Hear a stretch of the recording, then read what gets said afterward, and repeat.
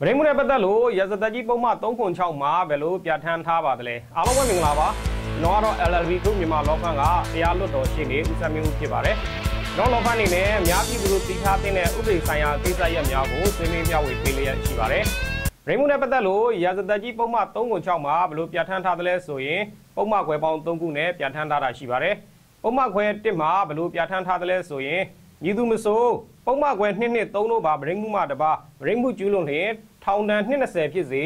10နှစ်ထိထောင်ဒဏ်တစ်မျိုးမျိုးဖြစ်စေချမှတ်ရမယ်ပြင်ငွေဒဏ်လည်းချမှတ်နိုင်တယ်လို့ပြဋ္ဌာန်းထားပါတယ်။ပုံမှန်ခွဲနှစ်မှာတော့မည်သူမဆိုအသက်12နှစ်အောက်မဟုတ်သောမိမိမယားကိုဗရိတ်မှုကျူးလွန်လျင်2နှစ်ထိထောင်ဒဏ်တစ်မျိုးမျိုးဖြစ်စေငွေဒဏ်ဖြစ်စေဒဏ်2လုံးဖြစ်စေချမှတ်ရမယ်လို့ပြဋ္ဌာန်းထားပါတယ်။ပုံမှန်ခွဲ3မှာတော့မည်သူမဆို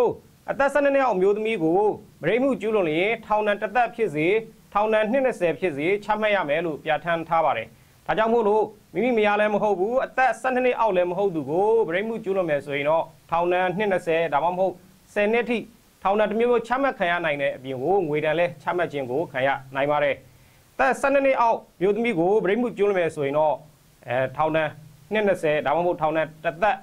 ချမှတ်ခြင်းကိုခံရနိုင်ပါတယ်။မိမိမယားကိုဗရိတ်မှုကျူးလွန်မယ်ဆိုရင်တော့ထောင်ဒဏ်ငွေဒဏ်ဒဏ်2လုံးလည်းချမှတ်ခြင်းကိုခံရနိုင်ပါတယ်။နောက်တစ်ပိုင်းမှာလည်းသက်ဆိုင်ရာခေါင်းစဉ်လေးတစ်ခုနဲ့ဆက်လက်ဆွေးနွေးမျှဝေပေးသွားမှာဖြစ်ပါတယ်။ဗီဒီယိုလေးကိုကြည့်ရှုခဲ့သူအားလုံးကိုအထူးပဲကျေးဇူးတင်ရှိပါတယ်